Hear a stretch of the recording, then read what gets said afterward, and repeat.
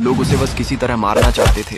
ये बदरिया जो कभी किसी का समोसा तो कभी किसी की रोटी चुरा लेती थी, क्योंकि उसके भूखे बच्चे उसका इंतजार करते थे। एक दिन बदरिया किसी के घर से संतरा चुरा लेती है।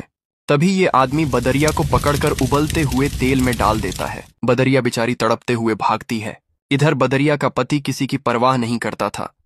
बदरिया जो चुरा कर लाती वो खा लेता और बस दिन भर सिगरेट पीता रहता था। लेकिन आज बदरिया कुछ चुरा नहीं पाई, तो बदरिया का पति उसको बुरी तरह मारता है और फिर खौलता हुआ गर्म पानी डाल देता है। बदरिया बेचारी बिलबिला जाती है। इधर बच्चे ये सब देखकर बहुत रो रहे थे, तो बदरिया बच्चों को अपनी छाती से लगाकर सुला देती है और फिर वह रात भर रोती है, क्योंकि उसके बच्चे आज भूखे सो गए। और सुबह होते ही बदरिया फिर खाना लेने जाती है। तभी उसका सिगरेटबाज पति उसके एक बच्चा को बाजार ले जाकर मांस की दुकान पर बेच देता है। इधर जब बदरिया घर आती है तो एक बच्चा कम देखकर घबरा जाती है।